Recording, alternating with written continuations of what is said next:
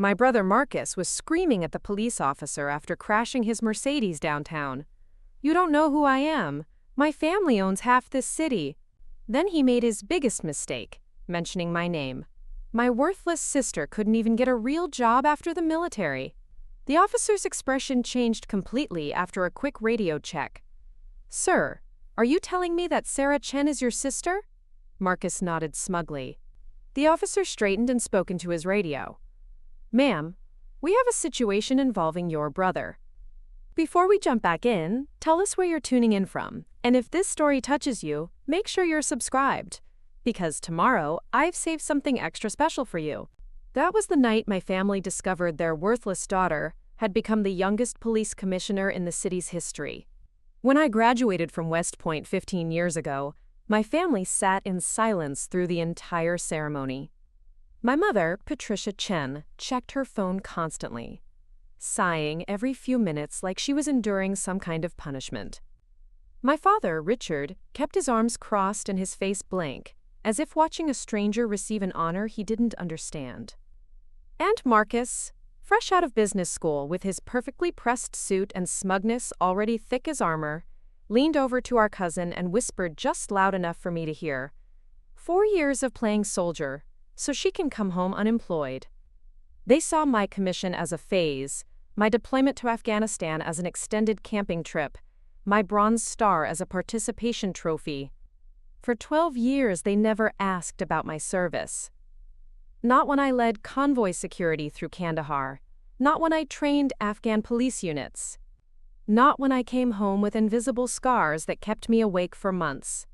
To them, I was just Sarah, the daughter who chose fatigues over fashion, duty over dinner parties, purpose over profit. The call came on a Tuesday morning while I was reviewing budget reports in my office at City Hall. Marcus's voice was slurred, panicked, completely different from his usual arrogant drawl.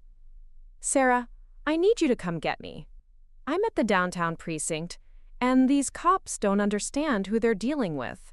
I hadn't spoken to Marcus in 8 months, not since our father's birthday dinner where he'd introduced me to his friends as my sister who's still figuring out what she wants to do with her life. The irony wasn't lost on me. I'd been running the entire police department for 3 years. What happened, Marcus? Some misunderstanding about a fender bender.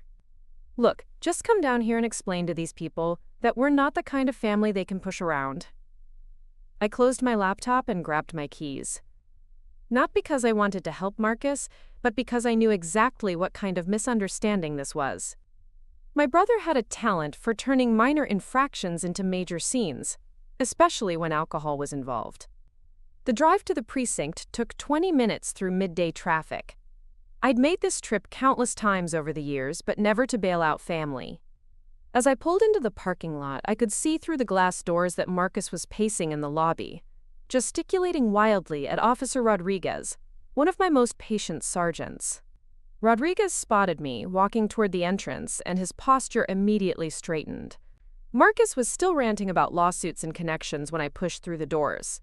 "And when my family finds out how you've treated me, you'll be lucky to keep your job directing traffic at school crossings." "Marcus," I said quietly. He spun around, his face flushed with anger and embarrassment. "Finally. Sarah, tell this officer who we are. Tell him about Dad's construction company, about our family's reputation in this city." Rodriguez looked at me with barely concealed amusement. "Commissioner Chen, your brother seems to think family connections will help his situation." The color drained from Marcus's face. He looked from Rodriguez to me, then back again, his mouth opening and closing like a fish gasping for air. "Commissioner," he stammered. "Officer Rodriguez, what are we dealing with here? DUI, property damage, resisting arrest, and disturbing the peace." He crashed into a fire hydrant on 5th Street, then tried to leave the scene. When we stopped him, he became belligerent and started making threats about his family's influence. I nodded, maintaining my professional composure, even as I felt a familiar disappointment settling in my chest. "Has he been processed?" "Booking is complete. Bail is set at $5,000. Marcus grabbed my arm. "Sarah, what is he talking about? Commissioner of what?" I looked at my brother, really looked at him, for the first time in years. He was 34 years old, still wearing the same entitled expression he'd perfected in high school, still believing that his last name could open any door or close any consequence. "I'm the police commissioner, Marcus. I have been for 3 years. The lobby fell silent except for the hum of fluorescent lights and the distant sound of radio chatter from the dispatch desk. Marcus stared at me like I'd just announced I could fly. The emergency family meeting was called for that same evening. I arrived at my parents' Westfield estate to find the entire Chen clan assembled in the formal living room, like some kind of intervention. My mother sat rigidly on the cream leather sofa, her perfectly manicured fingers drumming against her designer handbag. My father occupied his usual throne, the mahogany chair by the fireplace. Marcus slouched in the corner, nursing what I assumed was his first of many drinks since making bail. "Sarah," my mother began without preamble, "we need to discuss this situation." My sister-in-law, Jennifer, looked up from her phone long enough to add, "The whole thing is so embarrassing. What will people think when they find out Marcus was arrested by his own sister?" I remained standing near the doorway, still wearing my uniform from work. The badge on my chest felt heavier than usual under their collective stare. Even now, they were more concerned about appearances than accountability. "Sit down, Sarah," my father commanded, gesturing to an empty chair positioned directly across from him. The setup was deliberate, them on one side, me on the other. "I'll stand, thanks." Marcus finally looked up from his glass. "Why didn't you tell us? All these years, we thought you were just some beat cop walking around writing tickets. You never asked what I did for work. Any of you." My mother's lips pursed in that familiar expression of barely contained irritation. "Don't be dramatic, Sarah. We knew you worked for the police department. We just didn't realize you'd managed to work your way up to whatever this position is. Police commissioner. I oversee a department of 2,400 officers and civilian employees. I manage a budget of $400 million. I report directly to the mayor." The silence that followed was deafening. Jennifer stopped scrolling through her phone. Marcus set down his drink. Even my father's perpetual scowl deepened as he processed what I'd just said. $400 million? My mother whispered. "That's more than Dad's construction company pulls in," Marcus said, his voice barely audible. Richard Chen, who had built his fortune from a single concrete truck into the largest construction empire in the tri-state area, was staring at me like I'd just spoken in a foreign language. The idea that his daughter controlled a budget that dwarfed his annual revenue was clearly breaking his brain. "But how?" Jennifer asked, genuinely curious for the first time in years. "I mean, you were just in the army, and then?" 4 years as a patrol officer, 2 years as a detective, 3 years as a sergeant, 2 years as a lieutenant, 18 months as a captain, 1 year as deputy commissioner, 3 years as commissioner. I recited my career progression like a military briefing, each promotion earned through late nights and difficult cases. Near.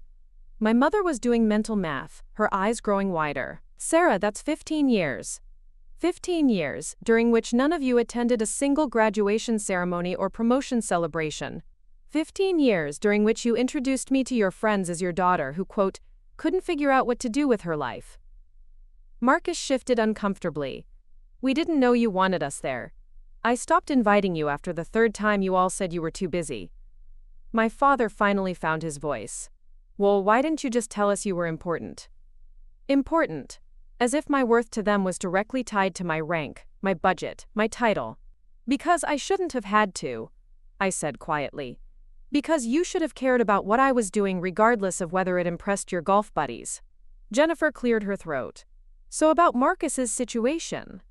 There it was, the real reason for this family meeting. Not to celebrate my success or apologize for years of dismissal, but to figure out how my position could benefit them. Marcus will face the same consequences as any other citizen charged with DUI and property damage. The room erupted in overlapping voices. Accusations, pleas, arguments about family loyalty. But I was already walking toward the door, my decision made long before I'd entered their perfectly appointed living room. 2 weeks later, I was sitting in the mayor's conference room reviewing quarterly crime statistics when my assistant knocked on the door. "Commissioner, There's a Detective Williams here to see you. Says it's urgent and involves your family. Detective Williams was someone I'd promoted from patrol 3 years ago. Sharp, thorough, and completely incorruptible. Preparing and narrating this story took us a lot of time, so if you are enjoying it, subscribe to our channel. It means a lot to us. Now back to the story. The fact that she was here about my family sent ice through my veins. Ma'am, I need to discuss some irregularities we've discovered during our investigation into recent DUI cases. Specifically, cases where charges were mysteriously reduced or dismissed without proper justification. She placed a thick folder on the conference table. We've identified a pattern of interference in the judicial process.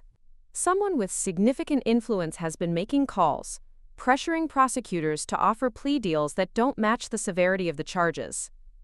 My stomach dropped. How many cases? 17 over the past 6 months, all involving wealthy defendants with family connections to prominent local businesses. The pattern became obvious when we noticed the same defense attorney representing multiple clients, all receiving unusually favorable treatment. Williams opened the folder and slid a document toward me. This attorney, David Morrison, has been bragging at the country club about his quote, special relationships with law enforcement. Claims he can make any DUI disappear for the right price. I stared at the name on the letterhead. David Morrison had been my father's lawyer for decades, handling everything from business contracts to regulatory issues. The same David Morrison who had been at Marcus's engagement party last year, laughing at jokes about my pretend career. Morrison's been claiming he has inside information about ongoing investigations. He told one client that he could guarantee their case would be dismissed because he had, quote, sources in the department who owed him favors. Williams hesitated before continuing. Ma'am, I need to ask you directly. Has anyone in your family approached you about influencing your brother's case? No, I said firmly. Marcus's case will proceed through normal channels. That's what we expected, but Morrison seems confident that won't happen.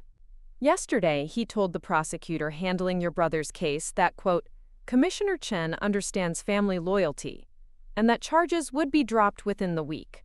The room felt like it was spinning. Morrison was using my name to manipulate the system, betting that either I would cave to family pressure or that my reputation would be enough to make prosecutors second-guess themselves. Detective Williams, I want you to expand this investigation. Look into every case Morrison has handled in the past year. And I want a full audit of any communications between Morrison's office and anyone in this department. Yes, ma'am. There's one more thing. Morrison has been meeting regularly with someone from your father's construction company. Our surveillance shows multiple meetings at expensive restaurants, always paying in cash, always taking private booths. I thought about my father's business, built on city contracts and municipal projects. Construction companies lived and died by their relationships with local government. Who from the company? Vincent Torres, your father's head of government relations. Torres has been taking meetings with Morrison, but also with city council members, zoning officials, and recently, some people we haven't been able to identify yet. Williams pulled out a photograph. This was taken last Tuesday at the Riverside Club. Torres, Morrison, and this man here. She pointed to a figure I didn't recognize. Middle-aged, expensive suit, the kind of anonymous face that belonged to people who preferred to work behind the scenes. We ran facial recognition, no criminal record, but his credit history shows payments from shell companies tied to offshore accounts. The kind of setup you see in money laundering operations. I stared at the photograph, understanding that whatever my family was involved in went far beyond simple nepotism. This was organized, systematic, and involved people who knew how to hide their tracks.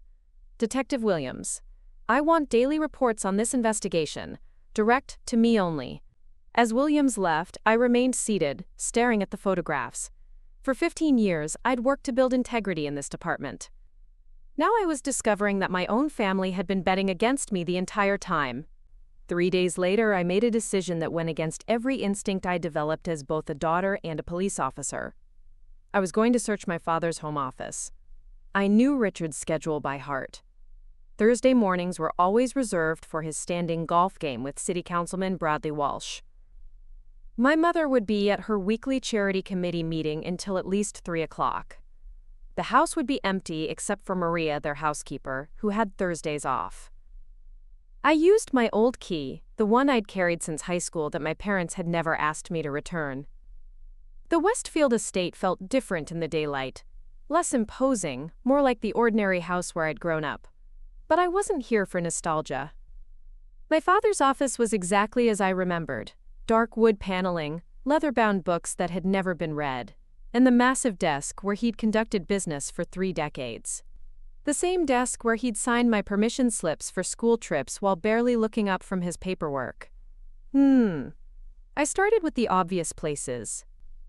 File cabinets yielded business contracts, tax documents, and correspondence with various city departments, all legitimate, all properly documented. The computer was password protected, but I'd watched him type it enough times over the years. Patricia, 1962, my mother's name and birth year. The email account revealed the usual business communications, but buried in a folder labeled personal were messages that made my blood run cold. Exchanges with David Morrison dating back 18 months, discussing, quote, problematic investigations and, quote, managing law enforcement relations. One email from Morrison stood out. Richard, the narcotics unit is getting too close to the Harbor District project. We need to redirect their attention elsewhere. Can you arrange a meeting with your contact? My contact. They were talking about me like I was an asset they could deploy. I scrolled further and found correspondence with Vincent Torres that was even more damning. Torres had been providing Morrison with information about pending police investigations, upcoming raids, and budget allocations for specific units. Information that only someone with high-level access to department operations could have obtained. But it was the folder hidden behind the false back of his desk drawer that revealed the true scope of what my family had been doing.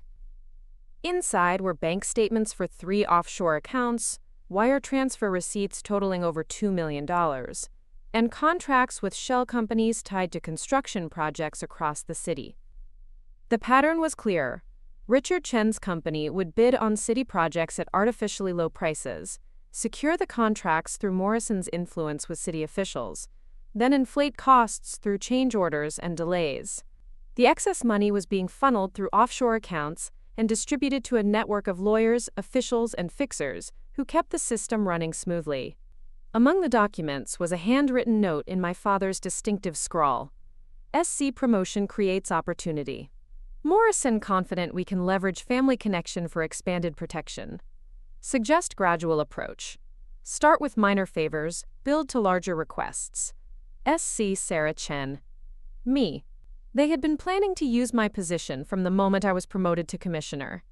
Every family dinner where they'd dismissed my career, every gathering where they'd treated me like a failure, it had all been performance. They'd been waiting for me to reach a position where I could be useful to them.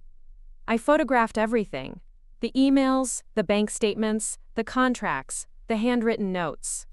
My hands were steady, but inside I felt like everything I'd believed about my family was crumbling into dust. As I prepared to leave, I heard the front door open. Heavy footsteps in the hallway, moving toward the office. My father's voice, angry and getting closer. "Bidone, I don't care what he thinks he knows. We've invested too much in this arrangement to let some rookie detective ruin everything." The door handle turned. My father walked into his office with Vincent Torres right behind him, both men deep in heated conversation. Richard stopped dead when he saw me standing by his desk, his face cycling through surprise, confusion, and finally settling into cold calculation. "Sarah, what are you doing here?" "I could ask you the same thing, Dad. Thought you had golf with Councilman Walsh this morning." Torres shifted uncomfortably near the doorway, clearly recognizing the family tension in the air. Richard waved him away with a sharp gesture. "Vincent, wait in the car. Give us a moment." After Torres left, my father closed the office door and turned to face me. The mask he'd worn for 32 years was finally slipping, and I could see the man he really was underneath. Calculating, ruthless, and completely uninterested in anything that didn't serve his purposes. "You've been going through my things." It wasn't a question. Richard Chen had built his empire by reading people, and he could see the truth written all over my face. "I've been investigating corruption in my department," I said carefully. Imagine my surprise when the trail led back to this house. "Corruption?" He laughed, but there was no humor in it. "Sarah, you've always been naive about how the world actually works. What you call corruption, I call business relationships. What I call corruption, the FBI calls federal crimes." That stopped him cold. He moved to his desk, instinctively positioning himself between me and the drawer where I'd found the damning documents. "You have no idea what you're messing with," he said quietly. "The arrangements I've made, the people I work with, they don't respond well to threats." "Is that what this is? A threat?" "It's a reality check. You think your little badge gives you power, but you're just one person in a system that's been operating long before you were born and will continue long after you're gone." I pulled out my phone and showed him one of the photographs I'd taken. "These offshore accounts suggest your business relationships involve tax evasion, money laundering, and bribery of public officials." Richard's eyes narrowed as he realized how much I'd discovered. "You can't use any of that. It was obtained illegally, searching my private home without a warrant. I used my key to enter my childhood home to visit my father. What I observed in plain sight is perfectly admissible. Nobody will believe you'd investigate your own family. You're right. That's why I won't be the one investigating you." The color drained from his face. "Sarah, you need to think very carefully about what you're doing. This isn't just about me. Your mother's charity work, Marcus's business ventures, even that nice apartment you live in, it's all connected to the success of this company. Are you saying my family's been living off the proceeds of criminal activity? I'm saying that your idealistic view of right and wrong is a luxury I've paid for your entire life. The private schools, the college tuition, the comfortable lifestyle you've taken for granted, where did you think that money came from?" I stared at him, understanding finally hitting me with full force. "You've been using dirty money to support the family for years, and now you want me to be grateful enough to look the other way. I want you to be smart enough to understand that bringing down this operation hurts everyone you claim to care about, including you, especially me. Sarah, I'm 71 years old. If this comes out, I'll die in prison." The plea in his voice was real, and for a moment I saw not the calculating businessman, but the tired old man who'd raised me. But then I remembered Detective Williams's investigation, the 17 DUI cases that had been fixed, the justice that had been denied. "Dad, I became a police officer to serve justice, not to serve family interests, even if it destroys everything we've built? Especially then." Richard moved to the window, looking out at the manicured grounds. When he turned back, his expression had hardened. "Then you're no daughter of mine." The next morning brought a call that changed everything. Detective Williams was found dead in her car outside a 24-hour diner on the outskirts of town. An apparent suicide, according to the responding officers. Single gunshot to the head, service weapon, no signs of struggle. I stared at the crime scene photos on my desk, my hands trembling with rage and disbelief. Detective Williams had 2 young children and a husband she adored. She'd been planning her daughter's 8th birthday party just 3 days ago. Suicide was impossible. Captain Rodriguez knocked on my door. "Commissioner, I'm sorry to bring this up during such a difficult time, but Detective Williams left something in her desk that you need to see." He handed me a sealed envelope marked, "Commissioner Chen. Urgent, if something happens to me." Inside was a flash drive and a handwritten note. "Commissioner, by the time you read this, they've probably silenced me. The corruption goes deeper than we thought. Your father's operation is just one piece of a citywide network that includes judges, prosecutors, and at least 3 other police commanders. They know about our investigation. Check the drive for everything I gathered before they found out. Trust no one in the department except Rodriguez. Detective Williams."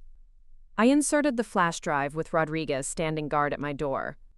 The files contained months of surveillance photos, recorded conversations, financial records, and a detailed organizational chart showing connections between my father's construction company, David Morrison's law firm, and a web of city officials I'd known and respected for years. But the most damning evidence was a series of recorded phone calls between Morrison and someone he addressed as Commander. The voice was unmistakably familiar. Commander Patricia Hayes, my own deputy commissioner, and the woman I'd trusted to run day-to-day operations. "The Chen investigation needs to disappear," Hayes said in one recording. "Sarah's getting too close, and if she connects her father's operation to our arrangement, it brings down everything we've built." "Can you control her?" Morrison asked. "I've been trying. But she's not like other commissioners we've worked with. She actually believes in that integrity bullshit. We might need to take more direct action." "How direct?" "Whatever it takes to protect the network. We have too much invested to let one idealistic cop destroy 20 years of carefully constructed relationships." I had to pause the recording, my stomach churning as I realized the scope of betrayal. Hayes had been my mentor, the woman who'd recommended me for promotion, who'd guided me through becoming commissioner. She'd been sabotaging me from the inside while pretending to support my reforms. Rodriguez leaned over my shoulder. "Commissioner, there's more. Look at this financial analysis Williams put together." The spreadsheet showed money flowing through a complex network of shell companies, dummy contracts, and offshore accounts. My father's construction business was just one node in a system that included drug money laundering, protection rackets for illegal gambling operations, and a sophisticated scheme to skim funds from city construction projects. The total amount involved was staggering. Over $50 million had been stolen from taxpayers over the past 5 years. Money that should have gone to schools, roads, and public services had instead lined the pockets of corrupt officials and their criminal partners. Williams estimated that at least 12% of all city contracts awarded in the past 3 years were fraudulent, Rodriguez said quietly. I scrolled through more files and found something that made my blood freeze. A detailed plan, dated just 2 weeks ago, outlining how to, quote, neutralize the Chen problem. The plan included discrediting my reputation, manufacturing evidence of misconduct, and, if necessary, permanent removal from the equation. Detective Williams hadn't committed suicide. She'd been murdered because she'd gotten too close to exposing a criminal conspiracy that reached into the highest levels of city government, and I was next on their list.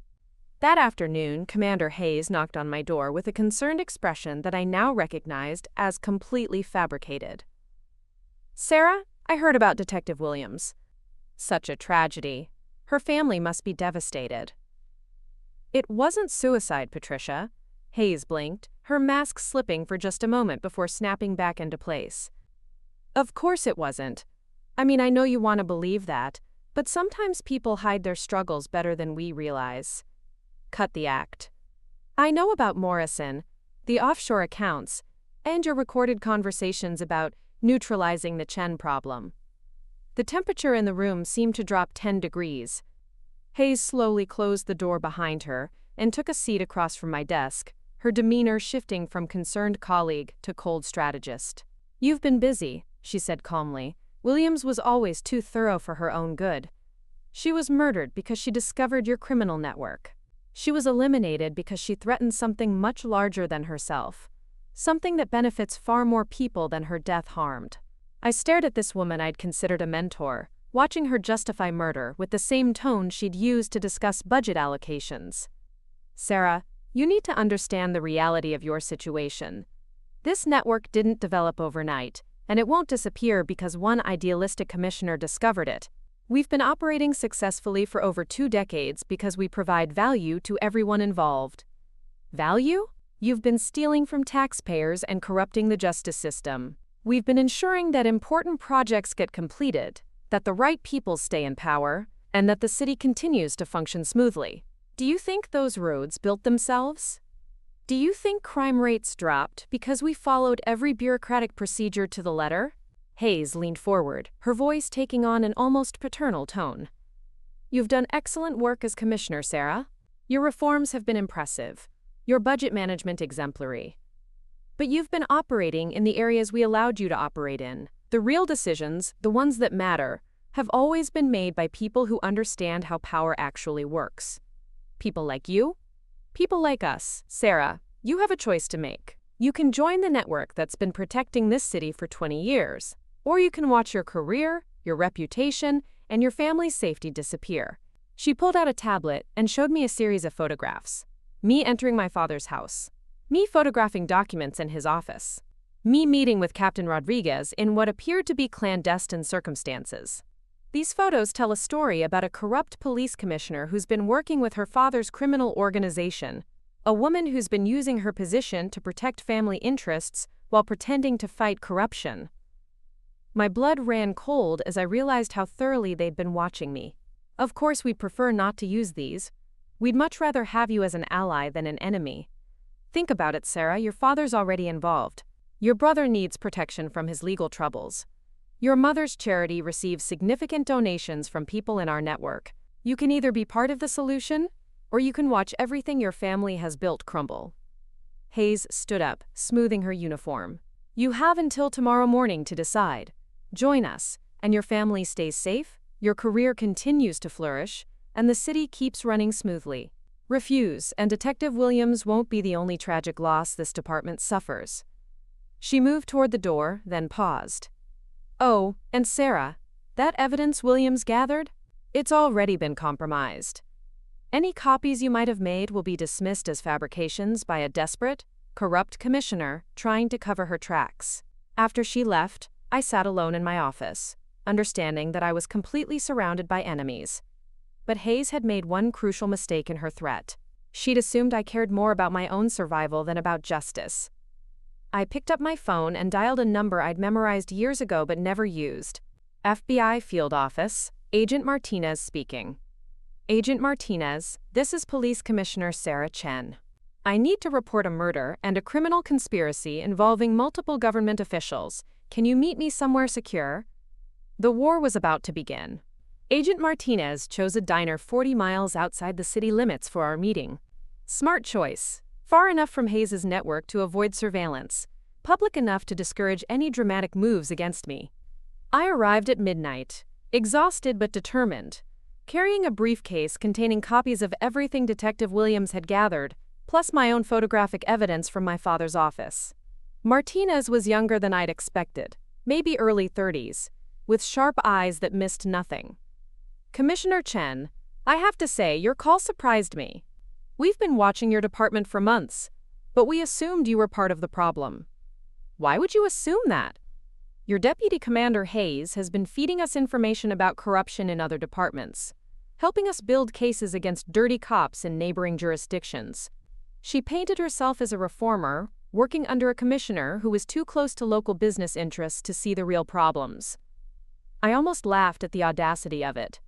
Hayes had been playing both sides, positioning herself as the solution while being the actual source of corruption. Agent Martinez, Hayes is the center of the entire conspiracy. And I can prove it. Over the next 2 hours, I walked Martinez through everything. Detective Williams' investigation into the DUI cases, the connections between my father's construction company and David Morrison's law firm, the offshore accounts and shell companies, the recorded conversations proving Hayes' involvement, Williams' murder disguised as suicide. Martinez took detailed notes, occasionally asking for clarification, but never once questioning the validity of what I was presenting. This is extensive, Commissioner.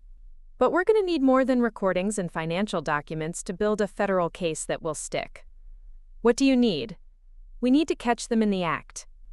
We need recorded conversations where they explicitly discuss criminal activity. We need to trace money as it moves through the system in real time. And we need testimony from someone inside the network who's willing to flip. I thought about Vincent Torres, my father's head of government relations. He'd seemed nervous during his conversation with my father, uncomfortable with the direction things were taking. I might know someone who could be convinced to cooperate. That's a start. But Commissioner, I need you to understand the risks here. If we move forward with this investigation, you're going to be a target. Hayes and her network have already killed to protect themselves. They won't hesitate to eliminate you if they think you're a threat. Detective Williams was already a threat, and they eliminated her. If I don't act, more people will die, and this corruption will continue indefinitely. Martinez nodded approvingly. Okay, here's what we're going to do. You're going to go back to work tomorrow and pretend to consider Hayes' offer. We're going to wire you for sound and have surveillance teams monitoring your movements. We need to get Hayes, Morrison, and your father on record discussing their criminal activities. What about my safety? We'll have agents positioned nearby at all times. But I won't lie to you. This is dangerous. These people have been operating successfully for 20 years because they're smart, careful, and ruthless. One mistake could get you killed. I thought about Detective Williams's children, who would grow up without their mother because she tried to do the right thing. I thought about the millions of dollars stolen from taxpayers, money that should have gone to schools and hospitals. I thought about the 17 DUI cases that had been fixed, potentially putting dangerous drivers back on the road. Agent Martinez, I've been in combat in Afghanistan. I've faced down armed criminals and survived assassination attempts. I'm not backing down from corrupt cops and crooked politicians. In that case, Commissioner, let's take down this network. As I drove back to the city in the pre-dawn darkness, I understood that I was about to risk everything I'd worked for to expose the people I'd trusted most. But some things were worth the risk. Justice was one of them. Dos Pietras. The next morning, I walked into Commander Hayes' office wearing a wire and carrying the weight of everything I'd learned. She looked up from her paperwork with a satisfied smile, clearly believing she'd won. Sarah, I'm glad you came to see me. I hope you've had time to consider our conversation yesterday. I have, I said, settling into the chair across from her desk. And I think we need to discuss the terms of my cooperation. Hayes leaned back, her smile widening. I knew you were smart enough to see reason. What kind of terms are you thinking about? I want guarantees about my family's safety. I want assurance that Marcus's case will be handled quietly. And I want to understand exactly what my role would be in your organization. Of course, your family will be completely protected. Marcus's DUI charges will disappear entirely. We'll say there were problems with the evidence chain. As for your role, you'll continue being commissioner, but you'll consult with us on major decisions that might affect our operations. The recording device taped to my chest felt like it was burning against my skin. What kind of operations are we talking about? Construction contracts, obviously. Your father's company needs to maintain its competitive advantage. But there are other opportunities. Drug investigations that need to be redirected, gambling operations that require protection, money laundering through various city accounts. I forced myself to remain calm as Hayes casually described decades of criminal activity. How long has this been going on? 23 years. I started as a sergeant working with your predecessor, Commissioner Bradley. He understood that the city needed unofficial arrangements to function properly. When he retired, we worried that a new commissioner might cause problems, but your father assured us you could be managed. My father planned this from the beginning? He's been preparing for your promotion for years. The construction contracts, the political connections, even David Morrison's relationship with key prosecutors. It was all designed to create a network you'd eventually join. My phone buzzed with a text message. Hayes gestured for me to check it, clearly confident in our conversation. The message was from Captain Rodriguez. Commissioner, Vincent Torres just walked into the FBI field office requesting protection. Says he has information about corruption involving your father and Hayes, wants to make a deal. I kept my expression neutral as I processed this development. Torres was flipping, which meant the FBI would have testimony from someone inside the network. But it also meant Hayes would soon discover that her organization was compromised. Sarah, everything all right? Fine, just a scheduling conflict. I put my phone away and refocused on Hayes. I need to ask you something directly. Detective Williams, was her death really necessary? Hayes' expression didn't change. Williams was going to destroy everything we'd built. She had evidence that could have sent dozens of people to prison and destabilized the entire city government. Sometimes, difficult decisions have to be made for the greater good. Who actually killed her? That's not something you need to know. What matters is that the threat was eliminated and the network remained secure. My phone buzzed again. Another text from Rodriguez. Torres says Hayes has a meeting planned with Morrison and your father tonight at the Riverside Club, 8 p.m. private dining room. I stood up, knowing I had enough recorded evidence to destroy Hayes, but needing to get out of her office before Torres's defection was discovered. Patricia, I appreciate your honesty. I think we can work together, but I need a little more time to process everything you've told me. Of course. But Sarah? Time is a luxury we don't have much of. The longer this uncertainty continues, the more vulnerable we all become.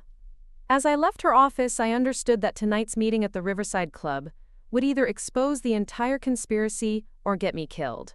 The endgame was beginning. The Riverside Club's private dining room was exactly the kind of place where corrupt officials felt safe conducting business. Expensive, exclusive, and supposedly secure from surveillance. But tonight, FBI agents were positioned throughout the building while I sat at a table with my father, Commander Hayes, and David Morrison, wearing a wire that would capture every word of their criminal conspiracy. Sarah, my father began, raising his wine glass, I'm proud that you finally come to understand how the world really works. Your mother always said you were too idealistic, but I knew you'd eventually see reason. Morrison chuckled, cutting his steak with obvious satisfaction. Commissioner, your cooperation opens up tremendous opportunities for all of us. There are federal grants coming down for infrastructure projects. And with your input on security assessments, we can ensure those contracts go to the right companies. Hayes leaned forward, her voice taking on the tone of a teacher explaining a lesson to a slow student. Sarah, what you need to understand is that this isn't corruption, it's efficiency. We cut through bureaucratic red tape to get things done. We ensure that competent companies receive contracts instead of lowest bidders who can't deliver quality work. And the money that gets skimmed from those contracts? I asked, knowing the recording device was capturing every word.